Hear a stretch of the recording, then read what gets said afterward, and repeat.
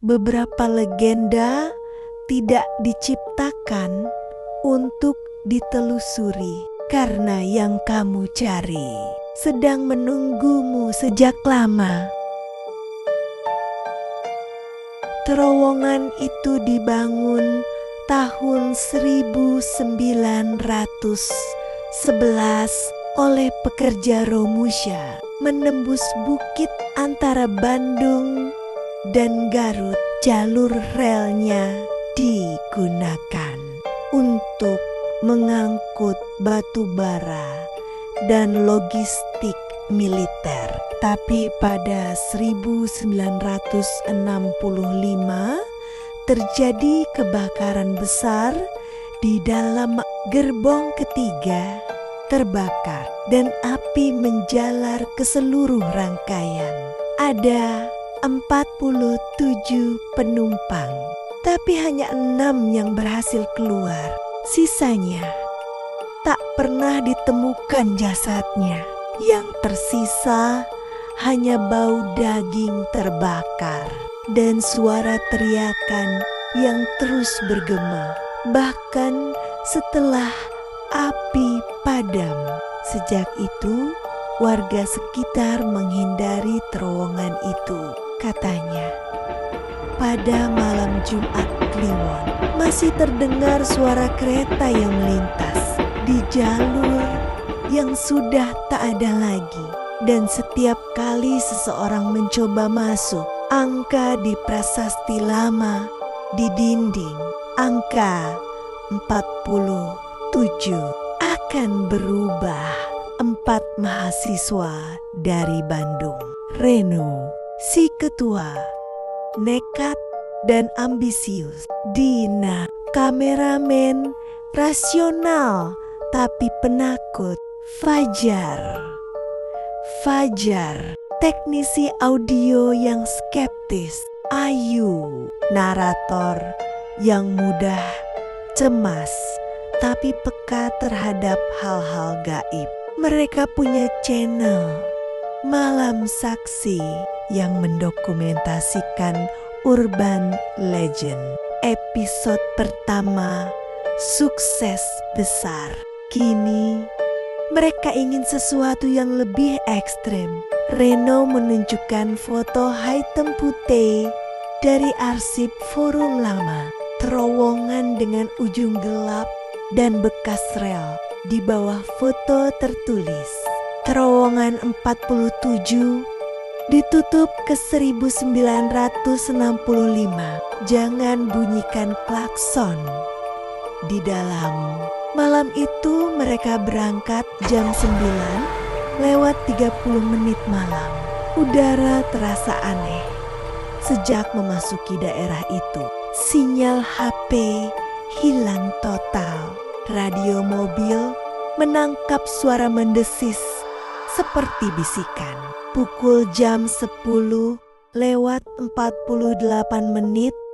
mereka tiba di depan gerbang besi berkarat dengan papan pudar bertuliskan, dilarang masuk setelah jam 11. Kok harus jam 11 ya? Tanya Dina. Karena jam itu api pertama kali muncul, jawab Fajar yang sudah membaca arsipnya. Reno tersenyum.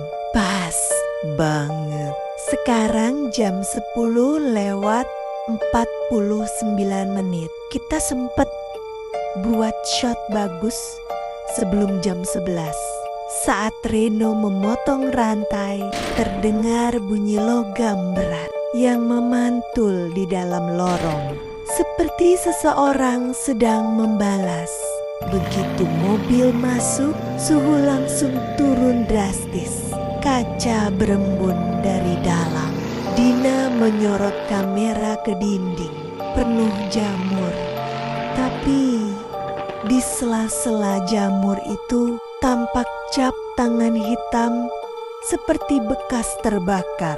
Ayu tiba-tiba menatap lurus ke depan.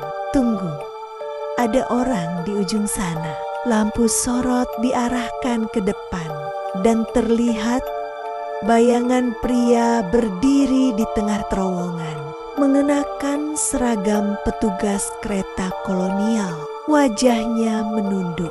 Reno keluar sebentar, tapi ketika senter diarahkan lagi, bayangan itu hilang.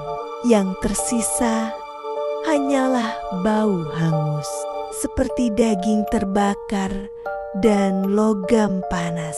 Reno kembali ke mobil, menatap kamera. Sekarang jam 11 lewat 12 menit. Kita akan lakukan ritual 3 klakson. Sunyi. Lalu dari kejauhan terdengar balasan 3 kali, tapi jauh lebih berat dan lebih lambat. Ayu menutup telinganya. Itu bukan gema, itu dari depan. Dina melanjutkan rekaman dan tiba-tiba semua lampu mobil mati total. Gelap mutlak. Satu-satunya suara adalah detak jantung Fajar yang terekam di mikrofon. Lalu terdengar langkah pelan, seperti seseorang berjalan di atas rel yang sudah tak ada. Ayu berbisik, suaranya hampir tak terdengar. Kalian denger nggak? Kayak suara sepatu besi. Dan dari kegelapan terdengar napas berat, seperti seseorang sedang berdiri tepat di depan mobil. Lampu mobil tiba-tiba menyala sendiri, tapi sinarnya bukan putih, melainkan kuning kemerahan, seperti cahaya api di embun kaca depan. Muncul tulisan perlahan-lahan dari uap. Kereta datang.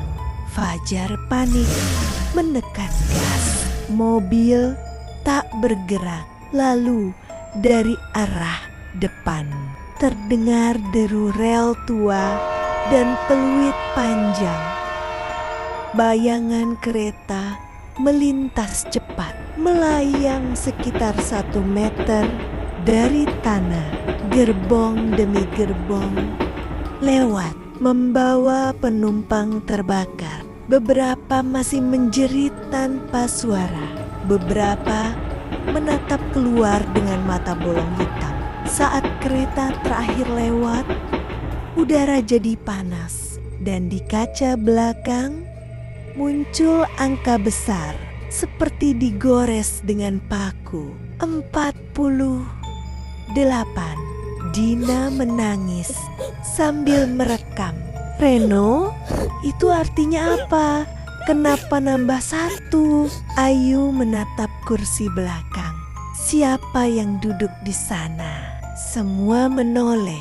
Di kursi belakang duduk seorang perempuan mengenakan kebaya putih. Rambut gosong, wajahnya meleleh seperti lilin panas. Ia menatap mereka satu persatu dan tersenyum. Giginya hitam semua. Masih 03 lagi, katanya dengan suara serak seperti asap. Reno menjerit dan keluar dari mobil, berlari menuju pintu keluar. Tapi dari arah berlawanan terlihat dirinya sendiri berjalan ke dalam.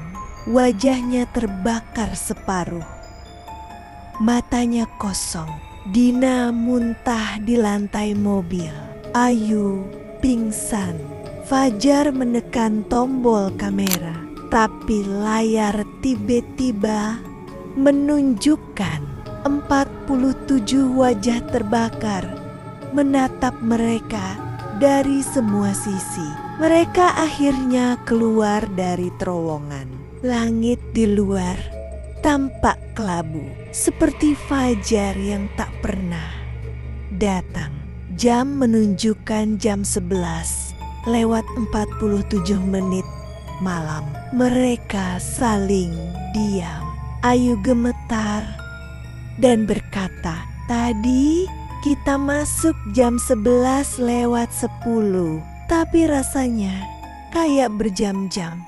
Reno memeriksa kamera. Durasi video hanya 13 menit 6 detik. Namun pada menit ke-1, 2:59 terdengar suara berat dan serak di audio. Tahun depan giliran kalian. Seminggu kemudian, polisi menemukan mobil mereka di pinggir hutan.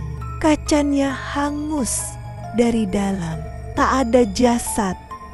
Hanya kamera DSLR rusak. Ketika petugas membuka file terakhir, video itu langsung memutar sendiri tanpa disentuh. Rekaman menunjukkan dinding terowongan kini bertuliskan terowongan 47 sampai 51 penumpang. Dan di ujung video muncul bayangan 4 orang berdiri. Punggung mereka ke kamera, menghadap ke dalam terowongan. Salah satunya menoleh perlahan. Wajahnya adalah Reno. Layar lalu gelap, tapi audio terus merekam suara ini. Bip, bip, bip, bip, bip, bip. Diulang terus selama 47 menit. Hingga kini warga desa masih mendengar suara klakson 3 kali setiap malam Jumat. Beberapa pendaki yang nekat lewat jalur itu bersumpah pernah melihat cahaya kuning panjang seperti kereta lewat di udara, dan di setiap jendelanya ada wajah terbakar menatap mereka. Dan setiap kali ada orang hilang di area itu, angka pada batu di pintu masuk berubah. Sekarang angka itu sudah menunjukkan 63. Karena di terowongan 47 relnya sudah tak mengarah ke stasiun manapun.